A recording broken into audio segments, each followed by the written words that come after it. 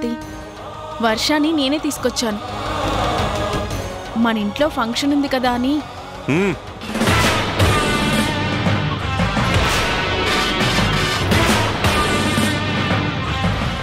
చూడు సమంత, నువ్వు చిన్నప్పటి నుంచి ఏది కోరుకుంటే అది చేశాను. నీకేది కావాలంటే అది తీసుకొచ్చిచ్చాను. నువ్వు ఏం చేయమంటే అది చేశాను. ఇదంతా నేను నీ మీద ప్రేమతో చేశాను. కానీ ఈరోజు నువ్వైనా సరే ఈ మనిషిని ఇంటికి తీసుకురావడం నాకు నచ్చలేదు.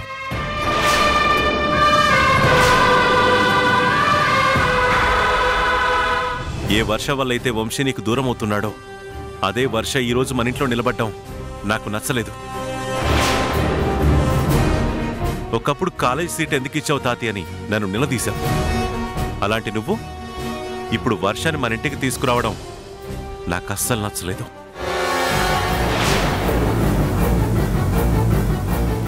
నేను అదే చెప్పానన్నయ్యా, కానీ సమంత వినిపించుకోలేదు.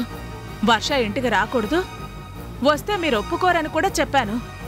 కానీ సమంత నా మాట వినలేదు. మీకు నచ్చ చెప్పుకుంటాను అంది.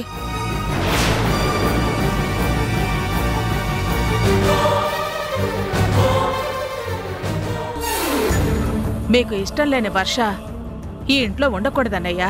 ఇప్పుడే పంపించేద్దాం. గ్రానీ, తాతయ్యకి నేను చెప్తానని చెప్పాను కదా, ఇంకెందుకు టెన్షన్ పడతావు?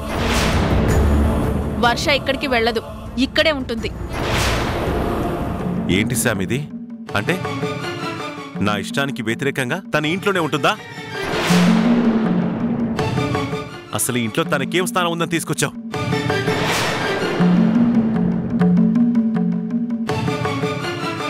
తను అసలు మనకేమవుతుందని ఇంటికి తీసుకొచ్చావు? ఇలాంటి వాళ్ల వల్ల చెడు జరుగుతుంది తప్ప మంచి జరగదమ్మా.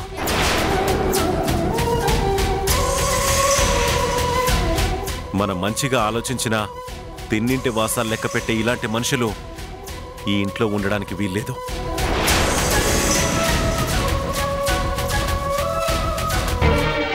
నువ్వు పంపించకపోతే నేనే పంపించేస్తాను.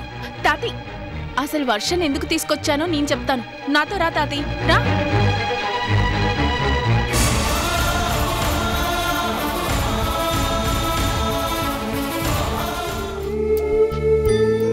పెళ్లి జరిగాక నీతో బోనం ఎత్తించి మొక్కు చెల్లించుకుంటాను అని ఆ రోజు అమ్మవారికి దండం పెట్టుకున్నాను. నిజమేనమ్మా.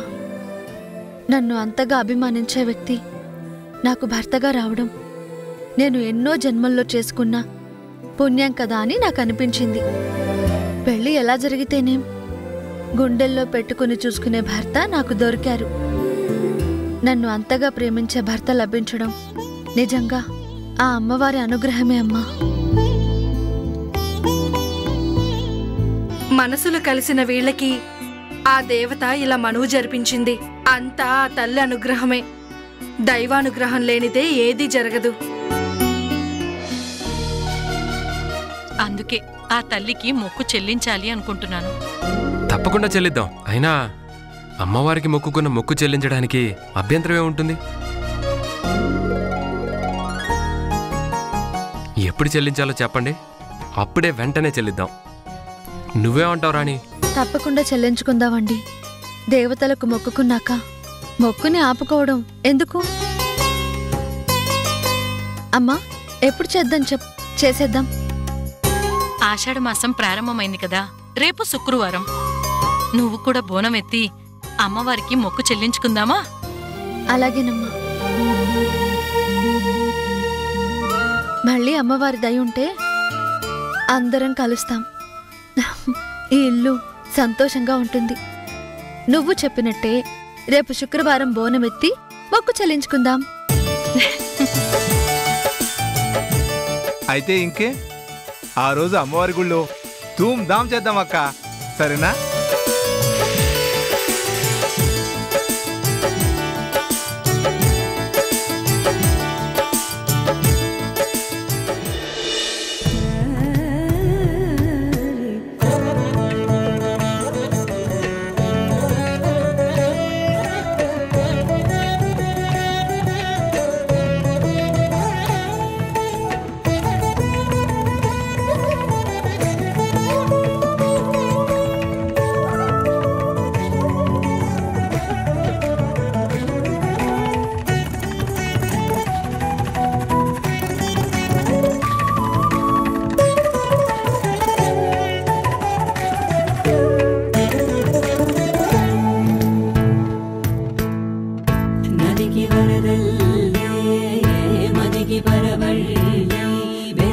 ఎప్పుడు వదిలిందో చూపు ఎప్పుడు పెరిగిందో తలపు తొలి జల్లే తనువు హరిమెల్లే వయసు ఎప్పుడు కదిలిందో సొగసు ఎప్పుడు మెరిసిందో గమనించేలోగా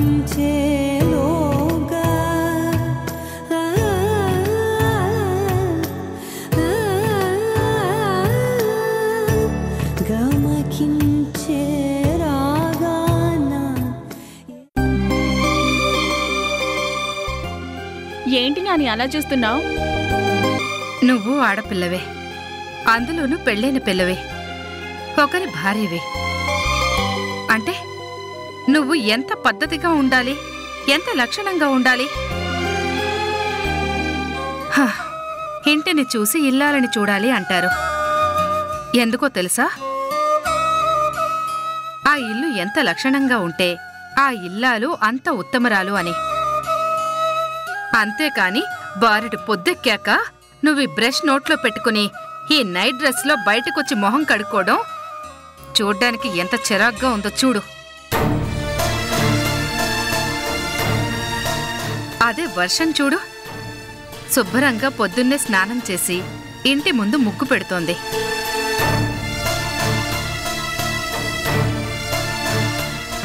ఆడపిల్లకి ఉండవలసిన లక్షణం అది. ఆడపిల్లంటే అలా ఉండాలి. చూడు నాని, నీకు సమయం దొరికినప్పుడల్లా నన్ను ఆ వర్షతో పోల్చొద్దు. తనంటే ఏమీ లేని ఇంట్లో ఆ అట్లా ముక్కునే రాణి ఇంట్లో పెరిగింది. పొద్దున్నే వాళ్ళ అక్క లేచి హోటల్ తెరిచేది. ఇంట్లో పని వాళ్ళని పెట్టుకునే స్తోమత లేదు కాబట్టి ఇంటి పనంతా పని మనిషిలా చేసుకునేది. ఆ పని వాళ్ళకి అలవాటుంది కాబట్టి ఈ ఇంటికి కూడా పని మనిషిలా వచ్చింది. అలా ముగ్గులు పెడుతుంది. నాకేం కర్మ, నేను కాలు కింద పెట్టకుండా మా తాతయ్య నన్ను మహారాణిలా పెంచారు. ఇలా ఇంటి ముందు ముగ్గులు పెట్టుకోవాల్సిన కర్మ నాకు లేదు. నమస్కారం అమ్మా. నమస్కారం పంతులు గారు, రండి. ఇంటి ముందు ముగ్గు ఎంత బాగుందమ్మా. ఇంటికే కలవచ్చింది. అయినా శుభకార్యం జరగబోయే ఇంట్లో ఇలా పొద్దున్నే కల్లాపు జల్లి ముగ్గు పెడితే ఆ అందమే అందమమ్మా.